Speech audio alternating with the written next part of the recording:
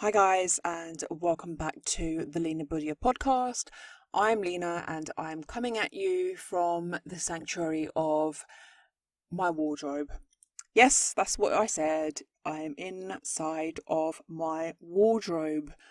This is basically the only place in the house where I feel like I can get a decent amount of soundproofization. I live with other people. I don't like kind of that buzzy noise that I get in the recording just from the air and stuff and the fan of my laptop. And like I say, there's other people in the house. So yeah, this is literally the best place for me to be able to record this in one piece without lots of extra additional background noise. Do you know what the worst thing is about having to record from my wardrobe? This is such a stupid, ridiculous sentence. I am in my wardrobe recording my podcast. The worst thing about it isn't even that I have to sit inside of my wardrobe. The worst thing is that I have to take things out of the wardrobe so that I can then insert myself inside of the wardrobe to record this. How mental is that? But I am hopeful. I'm hopeful that one day I will be able to record from a proper seat, basically, maybe even a studio, or I'll just have some kind of space where I can more easily be able to record my podcast. Which makes me think though, obviously the reason that I can't do that currently is, well, not obviously to me, not obviously to you guys, but the reason that I can't do that currently is because number one, I'm poor, and number two, there is no number two, it's because I'm poor. I can't afford to move out and get my own place, so therefore I'm not going to splash out on like a studio or anything like that. So I just need to make the most of the current situation. But there's this YouTuber called Sloan, I think it is. It's like SLA, the number 0N. He's a YouTuber. I think he's relatively new. He's really blown up over the summer. He basically just talks about kind of YouTube news and kind of popular culture news. He's a really big advocate for the Free Britney movement, which is how I found him. I need to stop umming and ahhing, don't I? I really need to get my headspace into podcasting and just being able to speak without the oohing and ahhing and umming. And then I go into it again straight away. So yeah, this guy called Salone, he's a YouTuber. I think he's on like 70,000. Yeah, I think so. 70,000 followers. That sounds like a lot. Maybe it's not as. I'm not sure. He's a decent sized YouTuber. He's got quite a big following. He gets the views, and like he's no Logan Paul or anything like that, but he pulls in the views. And I was watching one of his videos. I don't know if it was a live stream or kind of a pre-recorded video, and he was talking about the quality of the sound and how he doesn't have the money to improve on it. So he's basically set up like a PayPal account, and he leaves the link at the bottom, and he basically tells his followers to, and he doesn't force them to do it. It is very much, if you can, if you want to, it will really help me out because, so yeah, he's got this PayPal account where he asks his followers to send him money, basically, so he can buy equipment for his YouTube and improve upon the lighting, improve upon the visuals and the audio. And I was kind of like, I don't think I've ever seen a YouTuber literally set up a PayPal account just for their followers to send them money. Is that new? Is that a thing? Like, obviously on YouTube you get your money through things like AdSense. That's kind of the primary and easiest way where you can make your money. Then there's things like sponsorship deals, and then there's the YouTube Live. You can live stream and people will send you money, and The incentive is usually, I'll send you money, and then it will get highlighted to the YouTuber, and then the person might get like a shout out or something like that. Jackmate was using it quite a lot over the summer. He did quite a few live streams, but he does giveaways. For him, it's a case of anyone who sends in money will get something back in return. And he basically has like this Wheel of Fortune type spinny thing behind him where there's lots of different possibilities of things that you could potentially win. Some of them are rubbish, some of them are just like a tweet to the person. Other things will be like, I'll buy you your Dominoes tonight, and like things like that. And yeah, what do you guys think about that? Because a PayPal account just for people to send you money, like, don't get me wrong, make money the way that you need to make money, right? And he doesn't force people to send him money. It's not like if if you're a proper subscriber, you will send me money. He's not like pushing people to do that. Sloan, I'm obviously talking about now with the PayPal. It's not something that he's pushing people to do. It's just another way for him to make money if people are prepared to do that. And I think some people, by the sounds of it, have sent him some money. Not huge amounts. It's probably just like £1 or two or dollars or whatever here or there. But do you? But I kind of feel like that's a bit cheeky. I don't know if I would have the balls to set up a PayPal account just for the purpose of making an extra few bob. Maybe I need to stop being so nice and just do it and see what happens. People are generous, who knows? So yeah, that kind of got me thinking from as I sit in my wardrobe complaining that I have no money to record in a better place. It kind of just got me thinking about Sloan, because he did it like a week, no, longer than a week ago, a few weeks ago now. I feel he's had it up and running for a little while now, and yeah, sometimes we'll just be like, my PayPal link is below if you want to send me money. He's not doing any harm, but it was just a new way that I have seen a YouTuber try to make money, and I thought that was interesting. Little cheeky, I think, but do you make the money? Make the money however you need to make it, as long as it's legal and as long as you're paying your taxes. So Halloween's coming up this weekend. I think it's on Saturday. In the UK, we don't really celebrate Halloween. It's definitely more of an American celebration. Is that what it is?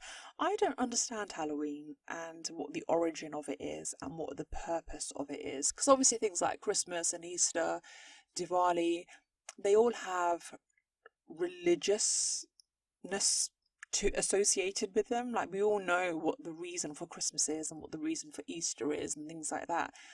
I don't get how Halloween came to be. Is it just like a straight up gimmick? Or is there an actual reason that Halloween exists? So yeah, in America I know it's huge. In the UK, not really so much. Like, people don't go wild decorating their homes and things like that. People do have Halloween parties, but I think it's just something that we've seen the Americans do, and we just kind of jumped on the hype a bit.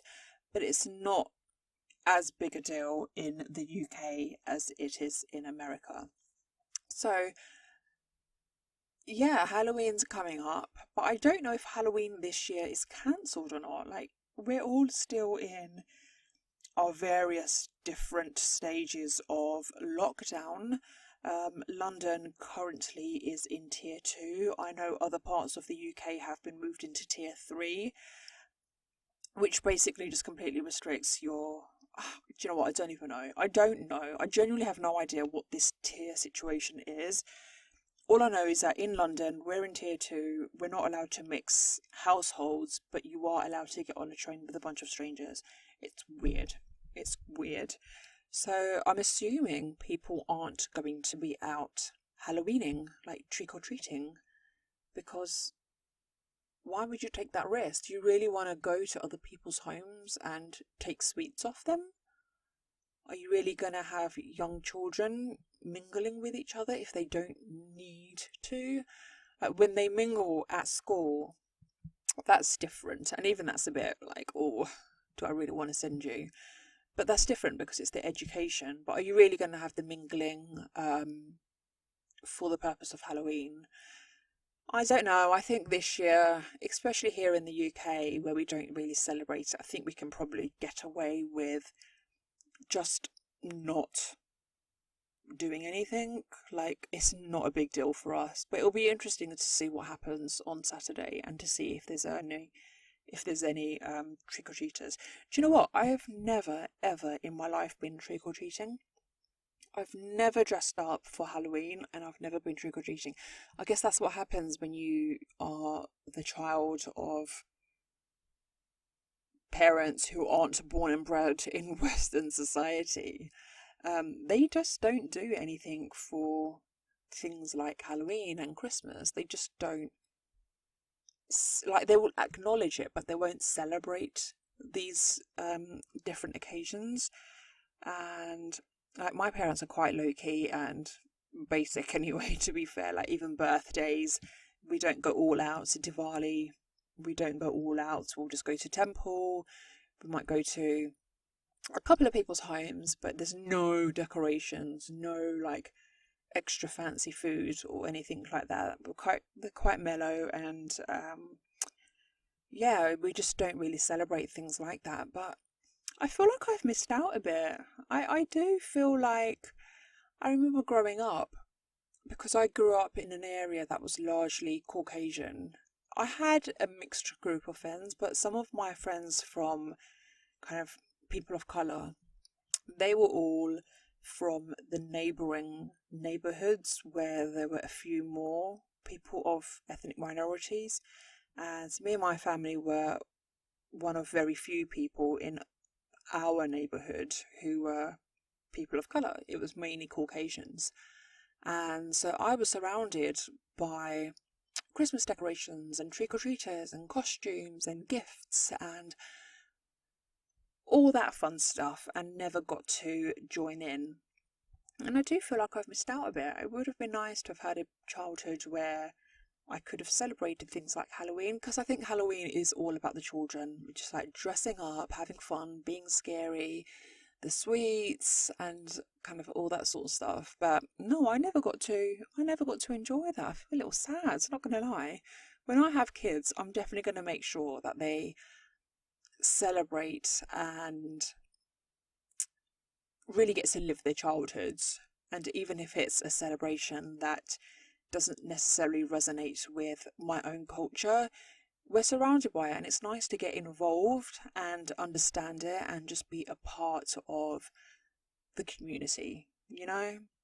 Like, I've got white friends and black friends who completely acknowledge Diwali and will say things like Happy Diwali to me.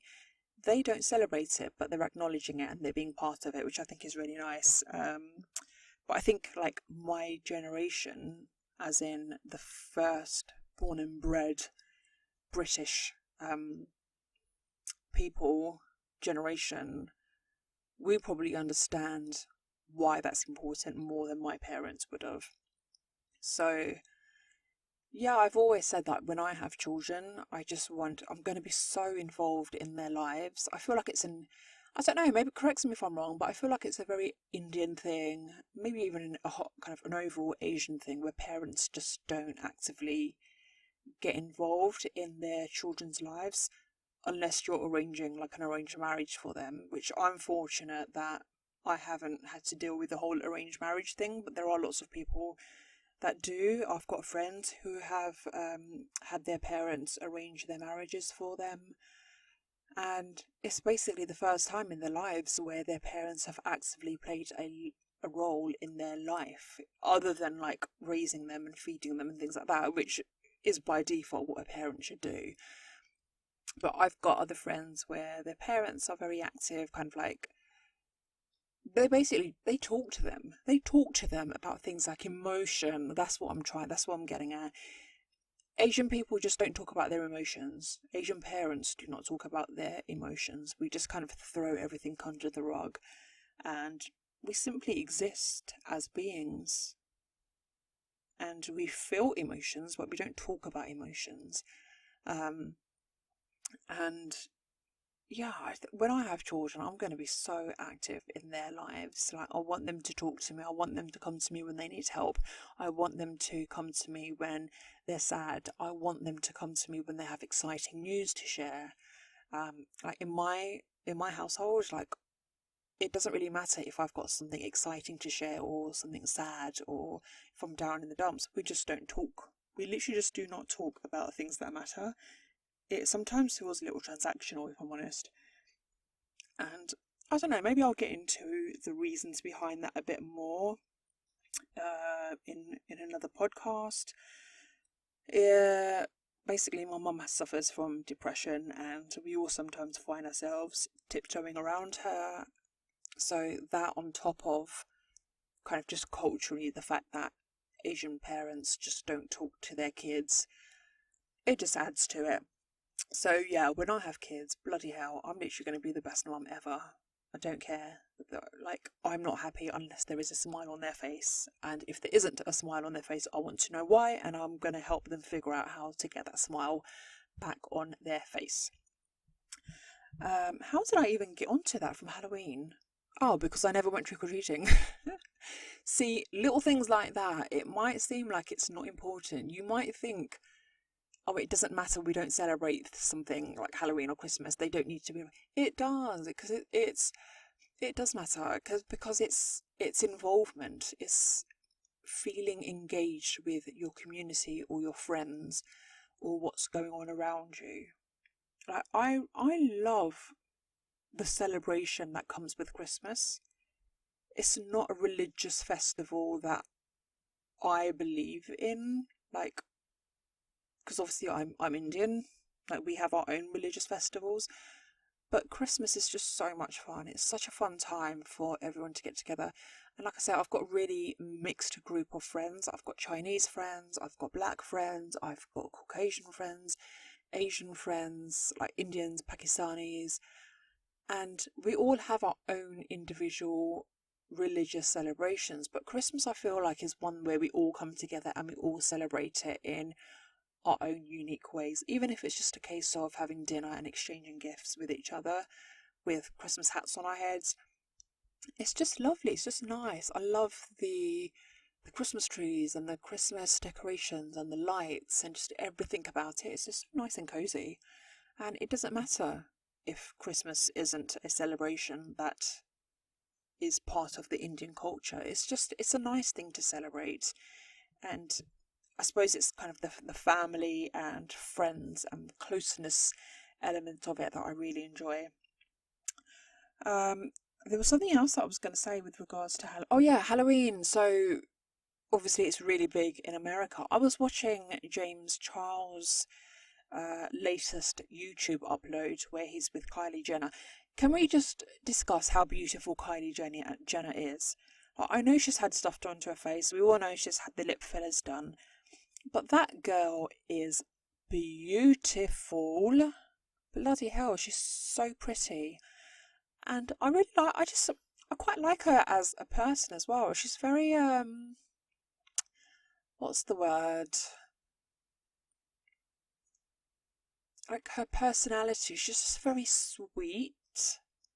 There's something quite angelic about her, but you also know she's got a very naughty side to her.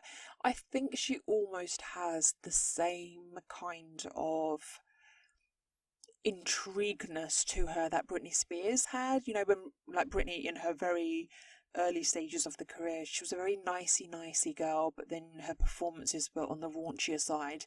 I kind of feel that way about Kylie. Like, her mannerisms, the way she speaks, she's so sweet. Like, you just want to, like, talk to her and hug her and be friends with her. But you also know she's got a crazy bad bitch side to her. And she's just so lovely, isn't she? She's beautiful. And so yeah, she was basically talking about Halloween and how she and Stormy, they're not going to go trick-or-treating, but what they are going to do, obviously under the circumstances they can't, but what they are going to do, she said, was she and her siblings were going to set up their own trick-or-treat situation in somebody's back garden. I don't know if she said whose back garden it was going to be, bearing in mind that their back gardens are the size of a village for regular people. I think they're going to do some sort of setup where their children can have a trick-or-treat in the back garden. I don't know if they're going to like set up fake houses or like fake doors or something. But that was really cute. That was so cute. That's such a good idea, especially if you've got the money and the space to do that. Let me remind you again, I'm sitting inside of my wardrobe filming this podcast talking about the Jenners, the Kardashians and the Jenners, who are literally using their back garden as a trick-or-treat situation for their kids. Their kids are so goddamn lucky. But do you think, like, I think as their children are children, they're probably the luckiest kids on the planet. They probably get anything and everything that they've ever wanted. But do you think it will backfire as the children grow older and become young adults? Like Kim Kardashian, Kylie Jenner, whilst they're young and beautiful, they have their brands, they have their cult following, but there's going to come a point where they're going to be like, we're done. Are they going to push their children into doing what they have done? Are they going to push their children into becoming their own brand? The way that they have been pretty much throughout most of their adult lives? Like, there's a part of me that just thinks the Kardashians are basically like the royal family in England, where as long as you are born into the family, you're just gonna, number one, you're born into extreme wealth, and number two, your parents have a cult following, so by default, so do you. And as long as they don't really epically mess up, there shouldn't be a reason why they can't continue in the footsteps of their parents. As long as that's what they want to do, though, and as long as it's not something that they are forced to do, because that, I think, will backfire and they'll probably end up with mental health issues just because they're in a world that they don't want to be. It was fun when they were children and they could have all the coolest gadgets and toys and designer clothes that they wanted, but as you get older, you know, you develop your own personality, you develop your own morals and your own values and your own likes and your dislikes. And one of the kids might decide, actually, I don't want to be famous. I don't want to do this. I don't want to be a brand the way you are. I want to go work a 9 to 5. Will that be okay with the parents? Will they let them do that? Can they even do that? Because Stormy, darling, you're Kylie Jenner's daughter. Will Stormy be able to have a 9 to 5 job without the need for security? Like, Stormy probably doesn't have an option as to what career she should have. Like, she's going to have to do something that feeds into the whole fame thing. I don't know how I got onto that either. I'm completely winging this podcast, you guys. I think I've said it before and I'll say it again. Like, I don't plan or script these podcasts. I have an idea as to what I want to talk about, and then I just kind of talk and it comes out the way it comes out. Like, if this is not scripted, you would know if it was scripted, because I would sound like I am reading off a piece of paper. Like, it wouldn't be natural to me, which is why there's so many oohing and arming, and I've got a lot of ums to edit out. Should I edit them out, or does it just add to the natural flow of the podcast? Like, I do just want to work on becoming a natural speaker anyway. Like, I've got a lot to say. I'm very opinionated, but I think sometimes I don't articulate myself as clearly as I would like. So this podcast kind of just, it's personal growth for me. It's literally personal growth for me. And I think going back to what I was saying about having parents and coming from a family that don't really talk, it's nice to have this outlet. And especially while we're still in this weird lockdown situation, it's just nice to have a bit of an outlet and just speak for the sake of speaking. And we'll see what comes out. And yeah, I guess I'll just move from there. So there was actually one other thing that I specifically wanted to talk about in this podcast. And basically, whilst we've been in this lockdown, I've obviously, like very many other people, have spent a lot of time on YouTube, Netflix, Spotify, just watching endless shows and movies and documentaries and YouTubers just doing their own sweet thing. And one show that has stood out for me and has really, really, really surprised me is Logan Paul's podcast. Like, I didn't know who Logan Paul was until the Forest thing. And I always just, from that moment, thought he was an idiot, a bit of a jackass, or a big jackass. And this year, I've really gotten into his podcast. So his podcast is called Impulsive, and it's not spelt correctly because he wanted to get the Paul bit in there, so it's Impulsive. Logan Paul, Paul. I like when people do that. I like when people can use a word and just kind of insert themselves into it somehow. I think that's really good wordplay. But yeah, he's released a podcast and it's completely shown a different side to him, which I don't want to like him, but I can't help it.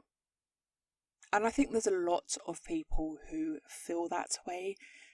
The way he portrays himself in his vlogs versus the way he portrays himself on the podcast are very different. Like, the vlogs are definitely more aimed at the younger audience, and it's just silly. It's just a very silly podcast, vlogs. And I think that's the way he's developed himself and his character over the years. But on Impulsive, he still has that I think he generally is just a very hyperactive, impulsive type of guy. But we also get to see a more serious side to him as well. You really get to learn more about him as a character. He's obviously well educated. He speaks very well.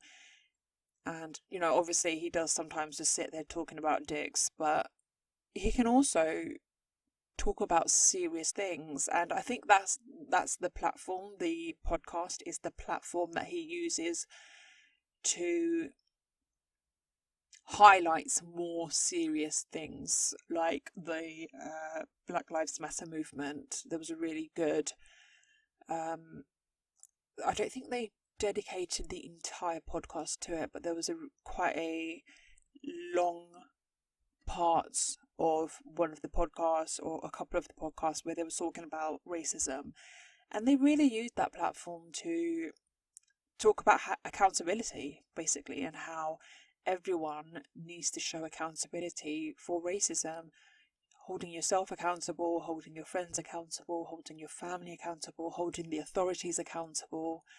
And like, that conversation is one that would never ever ever take place on the vlogs, which is why the podcast is probably more than the vlogs viewed by a slightly more mature audience. I don't care for the vlogs, but I do like the podcasts. So Logan Paul is he's the one that draws people into the podcast. That's the name you hear. It's not called the Logan Paul podcast. It's called Impulsive, but everyone recognises it as being Logan Paul's podcast.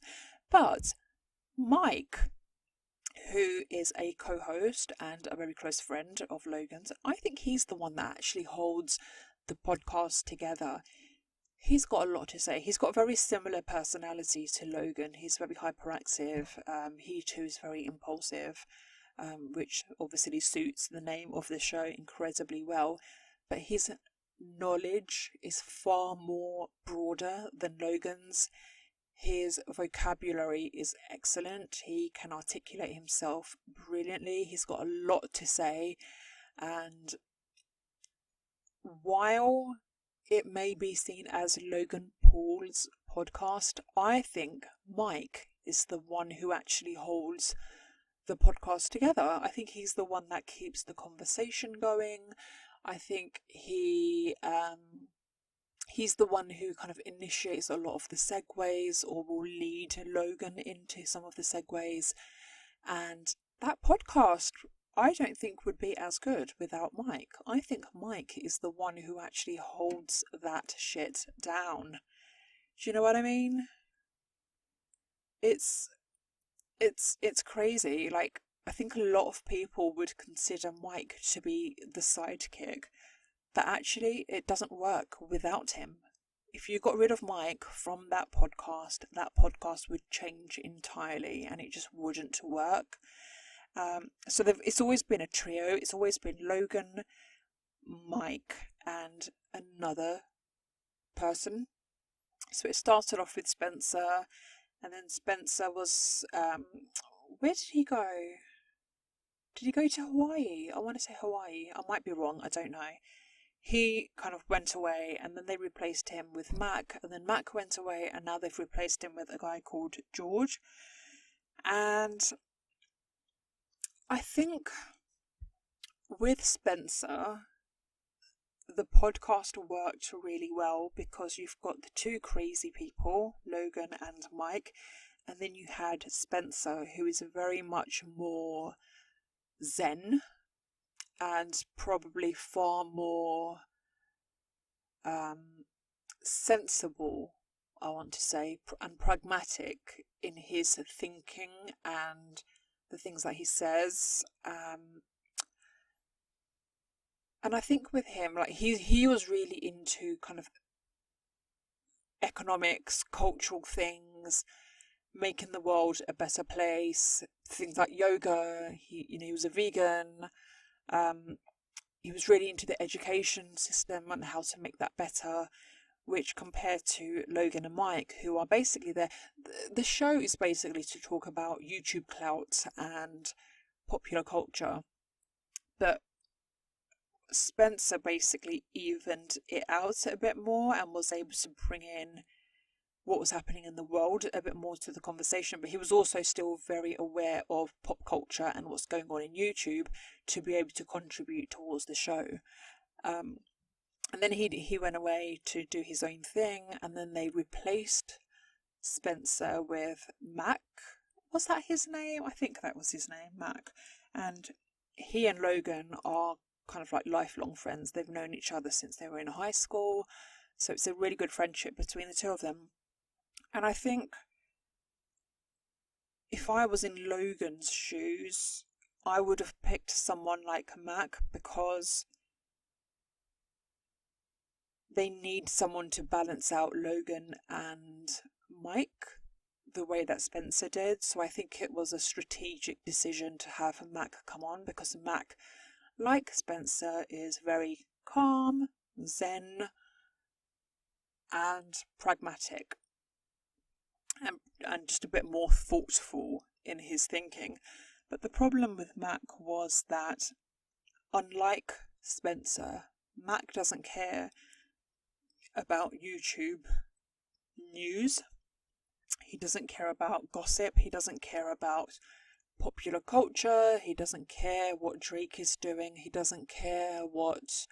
And not in a horrible way, like it just doesn't tickle his fancy. He's far more cultural, and he's into art and things like that. And it kind of just got to a point where he didn't really have anything to say on the show. Not because he doesn't have anything to say in general, it's just because the nature of the show isn't or doesn't link in or tie in with his own personal likes and interests. And it got picked up a couple of times. They were like, Mike hasn't spoken, or, Mike's said one thing. And there was like, I think they had somebody on the show where she hugged Mike and Logan, but she didn't hug Mac. Unbeknownst to the viewers, they'd already met Mac and this guest, and they'd already hugged, and that's why she didn't hug him again. But it became a thing, and I think eventually there was one show, I think it might have been Mac's very last appearance on the show, where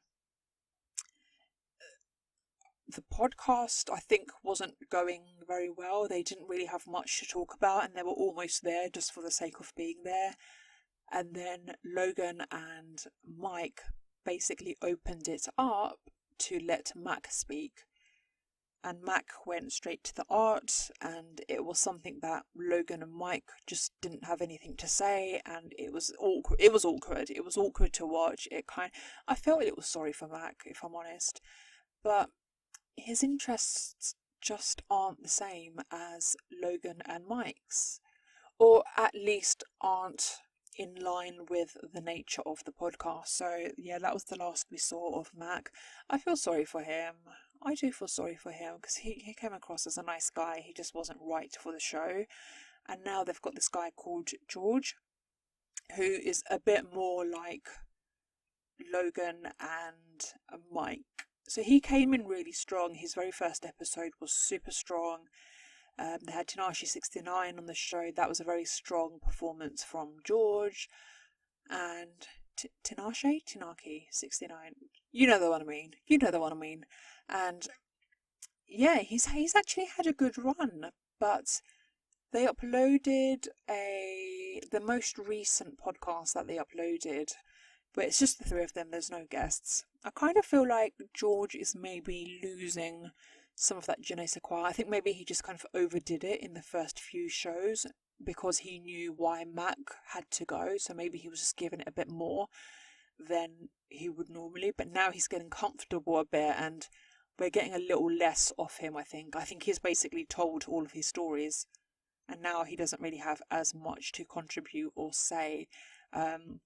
So yeah, there was a couple of like awkward moments, I felt anyway, between Mike and George, if I'm honest. I don't know if it's because Mike isn't convinced that George is the right person, or maybe he feels threatened. I don't know. Because that's another thing, like, for some reason, people in the comments don't like Mike. I think they think that he's like too arrogant or too loud or interrupts too much. And maybe Mike is feeling a certain way towards George because George has had such a good reception. I don't know. I'd like to think that Mike is old enough to not be petty about things like that, because quite frankly, like I said before, the show would not be the show without him. He's an integral part of the podcast. But yeah, I did sense a bit of awkwardness. Maybe they were just having a nod today, but there was a little bit of awkwardness, I felt, between Mike and George in the most recent upload. But like I say, maybe it's just because George has run out of things to say and he's not as vocal anymore and he's losing his je ne sais quoi. Or maybe he's just feeling like, oh, I need to tone it down a bit because I'm stepping on toes here. Who knows? So yeah, I wanted to talk about that because it's a show that I would never have thought to watch. I stumbled across it. I can't remember how, but instantly I was like, oh, Logan Paul, can I really be bothered with him? Because up until then, my opinion on him wasn't great. But I have to say, I'm pleasantly surprised by the Impulsive podcast. I like it, dare I say. Like, there have been some episodes where I'm like, you're just talking about absolute trash. I'd like to see them balance things a bit more and have a bigger variety of guests to the show. and not just YouTubers talking about how much sex they have. It would be nice to have a bit more balance. And this is where I think they could have done a bit more while they had Mac. They could have spoken more about real life stuff, which I think Mac would have had more to say about, rather than just straight up YouTube gossip, because that's where they lost Mac, I think. But it's nice to have that variety. There have been times during some of the shows where I was just like, I don't want to know how much sex this YouTuber has had. This is boring. But then there's other episodes where they talk about things like racism, they talk about politics, and they actually have good views. So I wonder if that's... I suppose they're in that really weird ground. Logan is anyway, where I think he's like, what, 25? So he's still in that process of going from a young adult into an adult who has to care about adult things. And I suppose as he makes that transition and sways into adulthood and real lifeness, that's the transition that he needs to make with his online work as well, to make sure that it's true to him. Because this is where people like Alfie Days went wrong, right? Alfie had incredible success when he was very, very young with his YouTube, and because it was a success, he just kept replicating it. That was like, he found a formula that worked, and he just kept bashing out the same formula, but then the next thing we know, he's all up in his 20s, but he's still performing by the same formula that he was performing at 17. So I'd like to see, I think Logan's done a better job in terms of growing online, and he knows where his audience are, and he knows the young audience will love the vlogs and the older audience will love the podcast. And it'll just be nice to see him continue to grow and mature and bring that aspect of him into his online presence as well, and hopefully just have a bit more variety on the podcast in terms of the topics that he talks about and the people that he has on.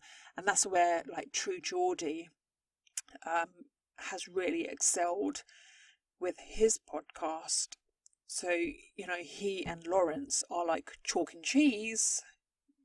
True Geordie is obviously the crazy psycho one, and Lawrence is the more pragmatic, sensible one, but also has, like, you can tell with Lawrence, he's got a few screws loose as well. But ultimately, he is the mediator almost. He mediates what True Geordie says and just kind of balances those opinions a bit more. And his role is very much to challenge True Geordie. Excuse me while I get myself comfortable inside of my wardrobe. And but I think True Geordie has done a really good job where he gets to talk about popular culture and what's going on in the YouTube world, but he's also had some really good guests on the show who, like, a good variety of guests. He's had the Paul brothers, so he's done the YouTube thing, he's had KSI, but he's also had people who have lived very interesting lives, been in prison, done time for crimes that they haven't committed, and I think that's why his podcast, I prefer the True Geordie podcast, I prefer to Logan Paul's podcast, but only because True Geordie brings a more all-rounded podcast compared to Impulsive. Maybe it's because he's lived a tougher life than Logan Paul, and Logan basically only really knows YouTube and social media clout, where True Geordie, I think, just has a bit more depth to him than Logan Paul does. But True Geordie is also a little bit older than Logan Paul, so maybe this is something that we're still yet to see from Logan, who knows. But yeah, I just wanted to mention that because it just comes to show, like, you might write someone off and think that you're not going to like anything ever from them, but then they turn around and show growth and actually come up with content that you do enjoy. I'm sure there's a lot of people out there that would absolutely refuse to listen to Logan Paul's podcast, the Impulsive podcast, purely because of what they know of him from the forest situation. And like, there's no denying it, that was absolutely awful what he did. But hopefully he's grown, and it, like, would this podcast even exist if that hasn't have happened? I think that forced him to grow up a little bit. He didn't do it straight away, but it has happened over time, and he's actually making good content. He's actually doing something good. And if he's going to use this platform where he literally gets millions upon millions upon millions of views, and he's going to talk against racism, I can't fault that. Like, at least now he's using his platform to do good, and you can't fault him for that. Like, at least he's showing a little bit of growth. At least he's using his platform for good. Like, there's a lot of people that wouldn't, and what he did, he's taken it on, and he's trying to move past it, and he's trying to do good. He's trying to do better. I think for a lot of young people, he's quite inspirational in terms of the strength that he's shown, and also just the fact that if you work hard, like, you can say a lot about Logan Paul, but when he puts his mind to something, he's going to do it, and he's going to succeed. And I think that's probably quite inspirational to the younger audience, as long as they stay on the right side of the law, and as long as Logan Paul stays on the right side of the law, I don't think there's any harm. He's made a mistake. He's paid the price. He was probably one of the most hated people on the planet when that happened. But he's moved on from it. He didn't crash and crumble. He's moved on from it, and is trying to send out good messages. His brother, on the other hand, Jake Paul, let's not get into that. he's on a wild ride, that Jake Paul. But yeah, anyway, I think that's it for this podcast, you guys. Though I just wanted to get on because I haven't been here in a while. I haven't uploaded in a while. So I just thought I'd talk about a few things that were on my mind, and I'll be back again soon. If there's anything you want to hear from me about, let me know, and I will be back as soon as possible. But for now, I have to get out of this wardrobe because it's really hot in here. I'm burning up, and I'm also quite uncomfortable. But yeah, please subscribe, like, comment, all that fun jazz, and I will see you again soon. Until then, take care, guys. Bye.